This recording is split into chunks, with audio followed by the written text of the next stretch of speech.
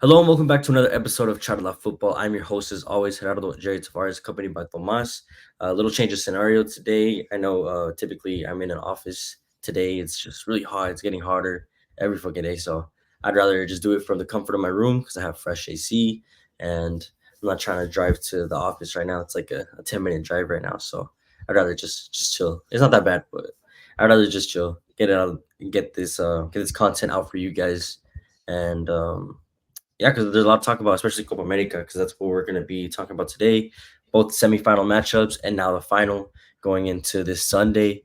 But before we get into it, make sure you follow Charla Football at CHARLA Football. Follow us on Instagram, TikTok, our website, YouTube, uh, Spotify as well. And make sure you follow our personal pages as well. Tomas, firstly, how are you doing today, bro, on this amazing Thursday afternoon? Doing just fine, bro. Just here, kind of just watching the aftermath of the game from last night, kind of seeing every how chaotic it was and everything.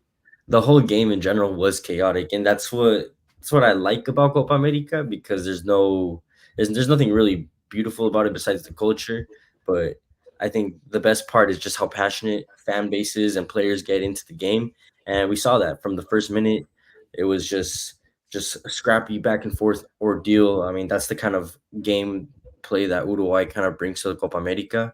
At least in the past two games, they've kind of been playing like that. I mean, we saw what they did to Brazil. They kind of elevated their game, and they also brought them down into a level where um, Brazil made it. I mean, Uruguay made it a scrappy fight, and now kind of happened the same thing here. Colombia stuck to their style though. They got that first goal in the first half, and I mean that's the goal that they needed by Lerma, and it was a corner I think from James Rodriguez.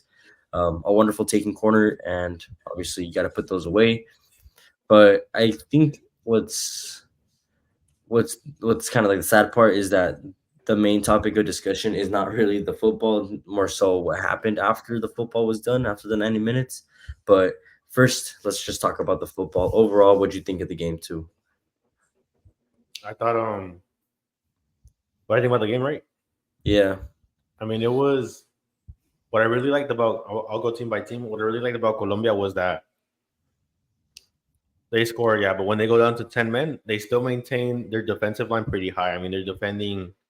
I mean, Luis Diaz is making a hell of an effort defending from the midfield. There was a lot of times where, although Colombia is playing with 10 men, they're defending.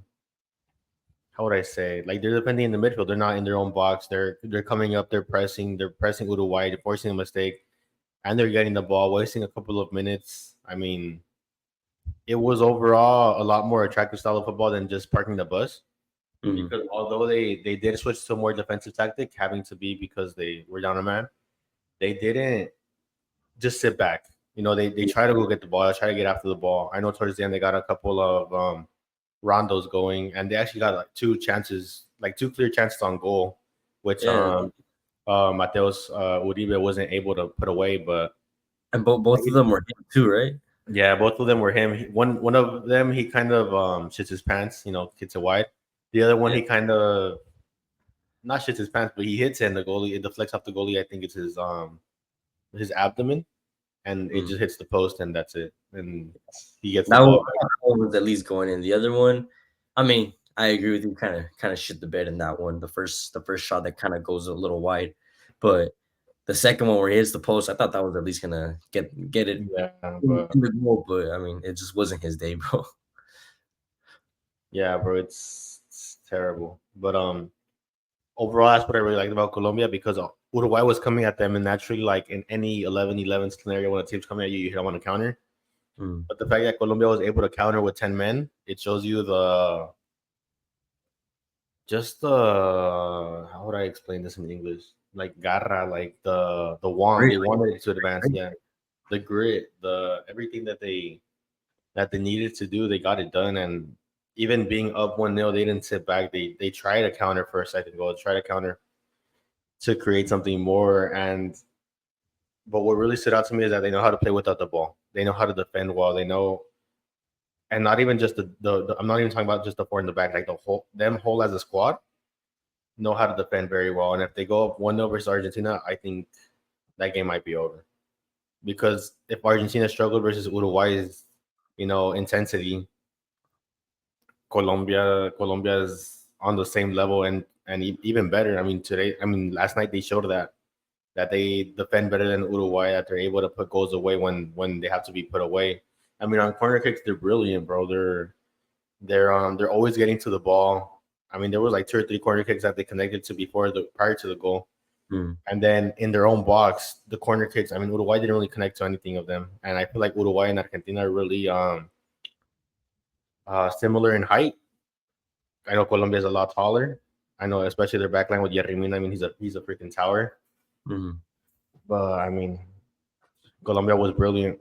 I don't know what you Yeah, think. I don't know what you honestly, thought about they, them. they they completely deserve it. I mean, what, it's the 28th match going unbeaten now. So it's been almost 2 years since they've lost. It's an unbelievable streak, and who knows, maybe they could even make history. I think the longest streak in world football right now is like 30 something, no, with Argentinas, or was it more? I think Argentina broke it, or were they were about to break it. I think they were about to break it because I think Italy had the streak. I think Italy had the streak, and then it was Argentina. I don't know if they did break it or were about to break it, but then they lost against Saudi Arabia in the World Cup. But Colombia are slowly getting there, and they very well could create history if they win the Copa America final. A Copa America final that they haven't participated in more than 23 years, bro. So the last time they played a Copa America final was in 2001. I was barely a year old, and you weren't even born yet. You know what? So You know what's insane? what? The only Copa America final that Colombia had made it to, they beat Mexico. Oh yeah, yeah, yeah. It was like 1-0, 2-0, something like I that. think 1-0. In Botafogo. It was in Colombia. So you already know there was a little bit of probably some controversy there. No, I'm just kidding. There's some controversy. Nah, I'm just I kidding. Honestly, I wouldn't know. I didn't watch the games. I was fucking a year old, bro. So it's not like I would really know. I mean, But I rewatched the. I mean, it's just that Colombia was coming off of a golden generation with Pibe Valderrama and that whole all of them, all of those players that were there. I mean, Andres Escobar obviously was killed prior to this, but he's from that same generation. mm, And coming off of that, introducing a slightly newer generation with the experience. I mean, Colombia was really good in that time, bro. oh, well, fair to them. But yeah, they made it to the final. Then now this golden generation in the final. I know there's a lot of comparison between this team and the 2014 World Cup team that got them to the quarterfinals, I believe, of the World Cup. Um, I would say that there are similarities. A lot of people do say that that 2014 team had a little bit more flair compared to this team. I think they're a lot more strict in a sense that um, they know what they're playing at. I'm not saying that the other team didn't, but this is just a different form of Colombia that you're not really used to seeing. Well, yes, they're having fun on the pitch. They're also incredibly smart players. I mean, most of these players are already like they're in their prime or they've already had enough world experience. Like James Rodriguez back in 2014, he was still up and coming, before he got that move to Madrid. And now he's 32 at Sao Paulo. He's a veteran, I guess you consider, for the team, and he's putting in another 2014 performance. He's running the age back. He's running those numbers back, and he's been putting up man of the match performances at almost every game. I think he has like 4 MVP awards. So honestly, for Colombia, it's just been incredible. Yeah, I mean, It's James Rodriguez has the experience. Yerry Mina has the experience. I mean, Lucho Diaz, I remember in the 2021 Copa America, he was doing well. I think he scored a goal on Argentina, went to penalties. Mhm. That's how they lost. I mean, honestly, the only way I see Argentina winning this final, and not to knock Argentina, they're a great squad. I just think that Colombia has a more attractive style. They defend a lot more intensely. So I'm gonna go with them obviously. But if it gets to the penalties, I wouldn't count out Argentina no longer. I'd say Argentina's gonna win if they go to penalties. Could probably go to penalties, and honestly, I think that would be like the most dramatic way to end the final, going to penalties. But I mean, before we Colombia even get into the final, um, I mean, talking about Uruguay, obviously they had an incredible run. Marcelo Bielsa, who has completely transformed this team, a team that hasn't aspired to anything much in the most recent few years, but now I feel like they've kind of awoken a sleeping beast. I guess that's the best way to think about it. because Uruguay, as we all know, is a powerhouse in the world of football. But in recent years, they haven't done much damage in the Copa America or in World Cups. But I think they have a solid group of players, and they're definitely building towards something great for the World Cup in 2026. But like I said earlier, it was unfortunate that one of the main topics of yesterday's game, besides Colombia's advancing and all that, was what was going on in the stands. So I guess we can quickly touch up on that. I don't know exactly what happened or who caused it, but all I know is that um, there was some crazy fights first off in the field when the game ended. So Uruguay weren't really happy with the result, and then I think those fights and that energy definitely were pushed onto the fans because then there was fights in the stands and even where like in the section where the fights were happening. I guess some of the Uruguayan like couples, some of their Family spouses members as well. families, they were all in that area. So I don't think they directly instigated any fights, but they were definitely nearby. So they felt like they were at risk. So it just is unfortunate to see these kind of things happen at sporting events, especially major ones like this. And then I saw an interview of Jose Maria Jimenez, the Atletico Madrid defender. He was saying that this is a disaster, that the police should have arrived faster, that there should have been more security separating the people that are fighting. Like there's kids, like this just it was just like I said, an unfortunate event that shouldn't be happening in stadiums. I know, I mean, us as Mexican fans, we kind of see that a little bit more often in our side, and a lot of people tend to say like, "Oh, it only happens with Mexico. It only happens with Mexican fans." No, it happens with a lot of fans. You know, in general. I mean, we see it in the Euros too. Turkey, Georgia was one of the big Albania. Albanian fans, like it just happens. There are things some people don't know how to control their alcohol, or some people just live it a little too passionately. And I'm not condoning it or making an excuse, but it's just the reality of what it is.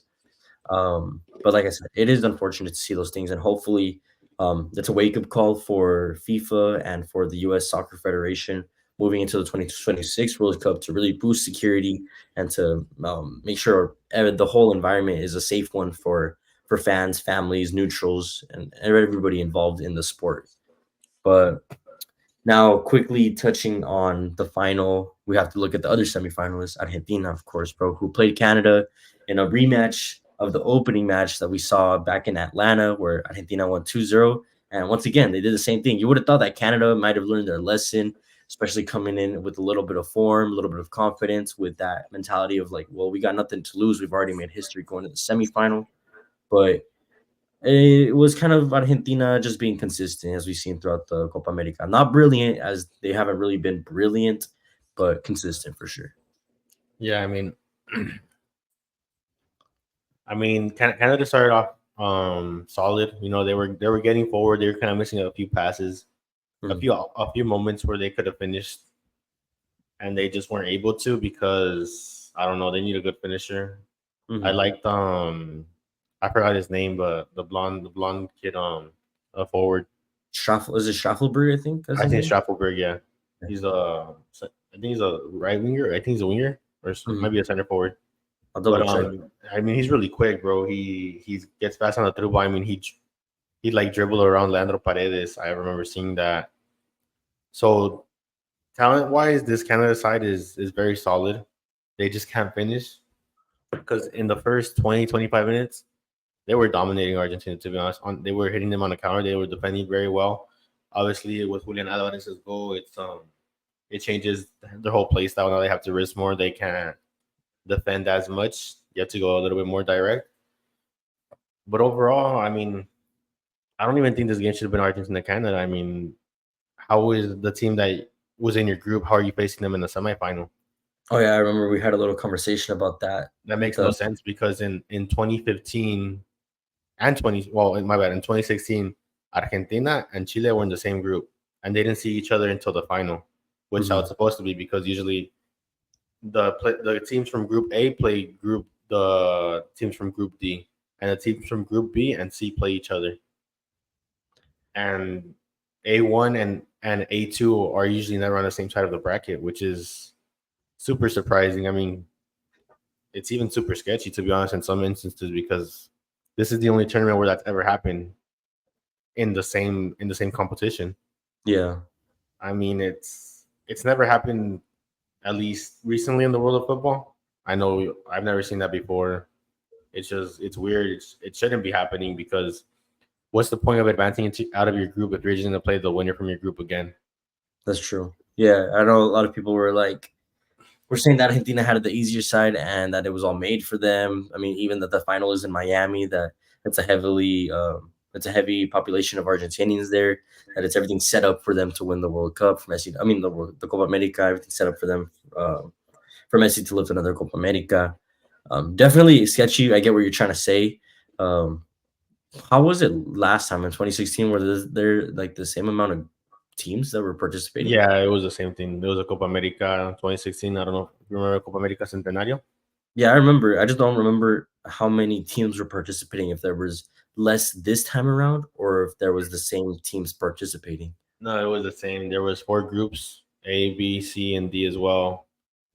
So in That's let me see weird. the group stage. Let me see this. Oh yeah, that is kind of suspicious. I mean, I get what you're Because saying. Where typically, if you're in the same group, you really wouldn't see each other till the latter stages of the tournament. But because this yeah, tournament is order, there's no round of 16. You would so expect the them to be in the final. group A was U.S., Colombia, Costa Rica, and Paraguay. Group B was Peru, Ecuador, Brazil, Haiti. Group C was Mexico, Venezuela, Uruguay, and Jamaica. And Group D was Argentina, Chile, Panama, and Bolivia. So the way they ended up on the bracket was Argentina on one side of the bracket and Chile on the other. U.S. one side of the bracket and Colombia on the other. Mexico on one side of the bracket and Venezuela on the other. So on. Mm-hmm. You get me? So it doesn't make sense that it's the same tournament, same competition in the same country with the same number of teams, and No, you're now switching like now there's bracket. yeah, like why? Mm-hmm. Out of all the Copa Americas they played, why in this instance when you have 16 teams again? Yeah, that is pretty sus. That's a good find because I wasn't really thinking about that. I know we kind of discussed it, but I mean, going more into depth about it, I mean, it is really weird. Yeah. You think there'd be some sort of no, I don't want to say fixing, but just a little bit of help in there? I mean, what I understood, because even from the pot, it was pretty suspicious. Like, why was Mexico in Group B? Hmm. Because if we were going off of the way that they qualified, it was weird already because the number one ranked team in Concacaf was the U.S., so they should have been in Group B. If we're referring to 2016, right? The Gold Cup winner should have been in Group C, so Mexico and the U.S. would have had to switch. But it's just weird. I mean, a lot of people are saying that it's too weird. I mean, if imagine this Group B with Uruguay imagine the group B and Group C being completely different. I mean, it's weird. Or even it just being the same as Copa America Centenario, where Argentina would have had to play Uruguay and then probably had to face Colombia in the semifinal. Yeah, which That's much probably more would have been difficult. well, that's probably would have happened if things were Yeah. If it was consistent. exactly if they ended exactly, they would have faced Brazil and then probably Colombia because Uruguay would have been on the other side of the bracket. Hmm. But it's still like the same thing. Like, why was this path so easy for Argentina? And it all stumbles on that the winners of the two winners of Group A and the two winners of Group B are on the same side, rather than being the winner of Group A on one side, the loser of Group A on the other. The winner of Group D on one side, the loser of Group D on the other, which is usually how tournaments work. I mean, that's how we see in the World Cup. That's what we saw in the Euros. That's what we saw in the previous Copa America that was held in the U.S. It's Yeah. just it's very Little sus. suspicious and Little sus. very how would I say just very sketchy that it benefited Argentina so much this time. Yeah, I would agree with you. That is a little sus, especially going in depth. But I mean, there's not much else we can do at this point.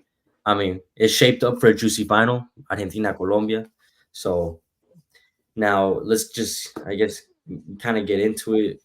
An Argentina team, like we said, 2-0 against Canada. They were consistent, just not brilliant. They got their goals. Messi got his goal.